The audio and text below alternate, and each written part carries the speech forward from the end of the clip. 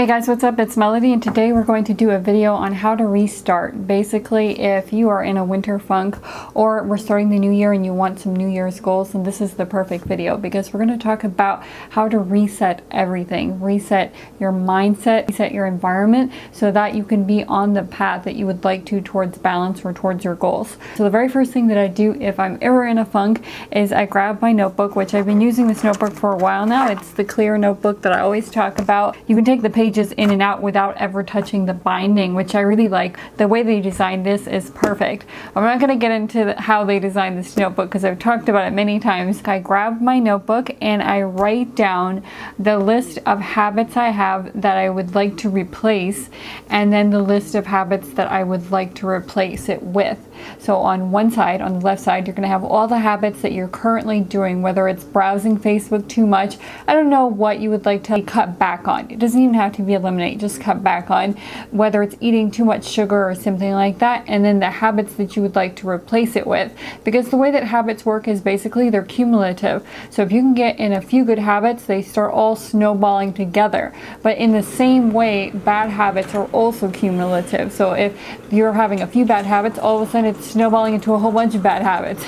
So if you start a couple of good habits that you've really had your eye on, then you will not regret it because the rest of it will take care of itself. So I basically grab my notebook, and when I'm thinking about my new goals, I think about it in terms of who I am and what I would like to, what I would really enjoy. So for instance, if I'm going to have travel on this list, I would think about it in terms of what places do I want to see in particular, not the things that I always see, but think about your dreams and your imagination and then go towards those areas. So for instance, I would love to see Australia.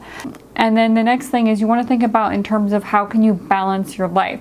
If you work a lot, then obviously there's a huge imbalance, because there isn't room for anything else that is meaningful for a well-balanced life. For instance, exercising, reflection, creativity, all those things are very important. Socialization. So if your life is out of balance, then think about the things that you can add in there and the ways in which you can make it more balanced. So for me, on my list, I have Pilates, because I used to love taking Pilates when I was younger, and I would like to take Pilates again. But instead of just putting Pilates, I put Pilates : because what I'm going to do is put the phone number of the place I'd like to call up. So I'm breaking it down already systematically into a smaller goal so that it's not just an idea and that it's just on the page.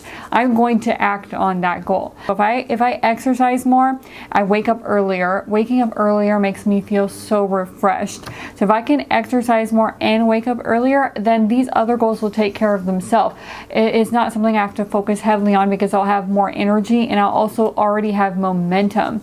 And so when I wake up early, I will usually focus on journaling. So right now I have been really enjoying, and I've been getting through this very quickly because I like it so much, but it's the 52 lists for happiness, and basically it refocuses your attention onto the things that you really enjoy and the things that really matter. And I really like questions. They really make me think. So familiar things like drinking more water and things like that, they'll just take care of themselves, because basically once I am exercising regularly, which is why I want to take a class, because it holds myself accountable to go to Pilates every week.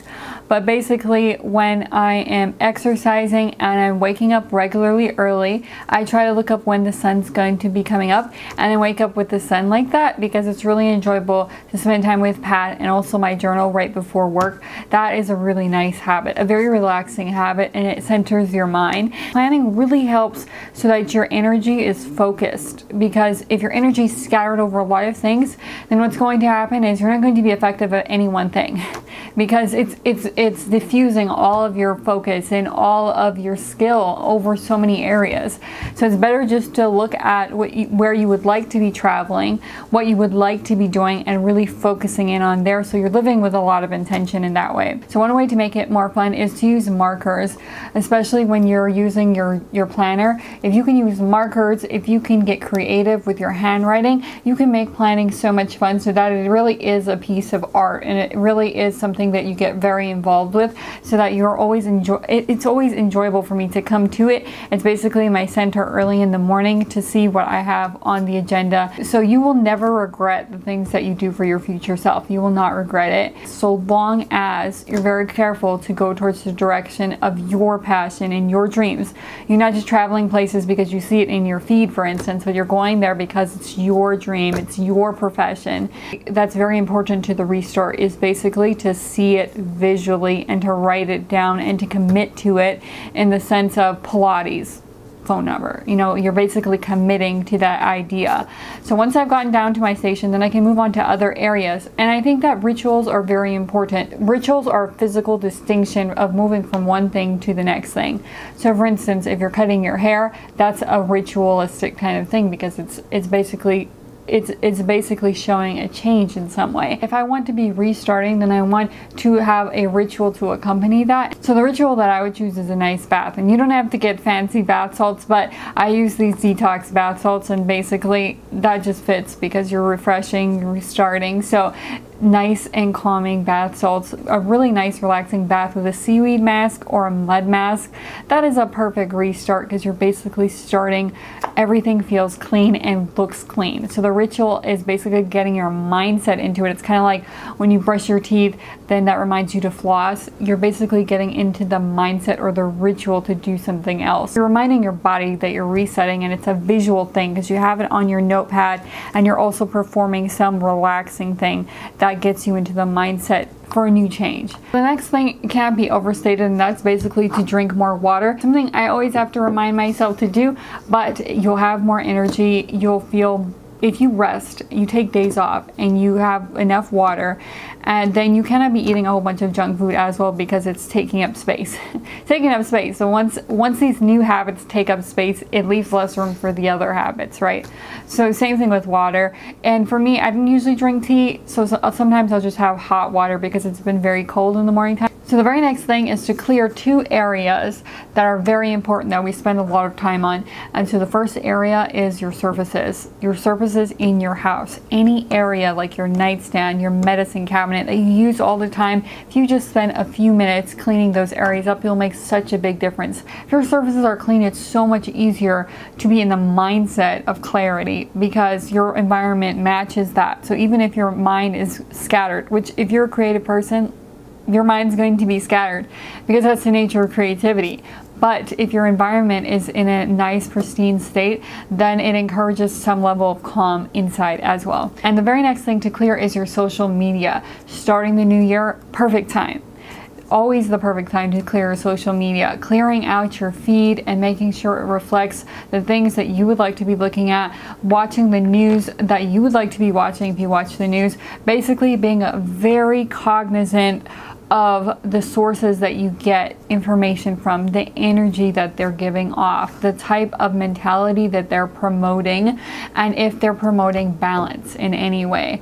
And beyond the energy that you're accepting into your life, also the energy that you're giving off as well, being as the best that you can be. So for me, for myself, I'm a very responsible person, but I can be a Debbie Downer. So that's just something that I've worked on personally for 2019, being more optimistic. That's just something. And to help me to be more optimistic, that means I have to surround myself as well with people who are going in an upward direction. The very last thing is the people that you look up to, heroes. So the best advice I ever got growing up was that if you do not want to go into the same trajectory, that's good and well to think that you don't want to do that, but you have to have heroes. You have to have, even if it's not real, even if it's a cartoon, for instance, but you've got to have heroes. And this is very important, because if you don't have heroes, then it's unlikely that you're not going to end up in the same way that you've been taught, based on your environment, based on the culture you were raised in. It takes sometimes a superhuman will or a superhuman attributes to get over those humps. And in order to get to that place, sometimes you have to have heroes. If you're trying to be more optimistic, obviously, there are cartoon characters that very much exemplify that. If you want to leave a big impact on the world, there are people in society that have done that. If you want balance, as a goal to strive towards so that we can be better than ourselves. When you think about the future, when you think about what gives hope to humanity, you think about people who are living true to themselves and with ethics. For me, not being a Debbie Downer, these are the ways that I hit refresh, and it always makes a big difference. When I've got a uniform laid out, don't get discouraged when you see things. Just work towards them. Find the ways to work towards the things that you think are important to you. If you don't scatter your energy and you really work towards those, you learn and you pay attention the attributes that it takes to arrive where you would like to be going, then it will be effortless. It really will be effortless. So I hope you guys like this video on how to get your life on track. Give me a subscribe, find me on Instagram, and I'll see you guys next Sunday. Thank you guys so much for watching.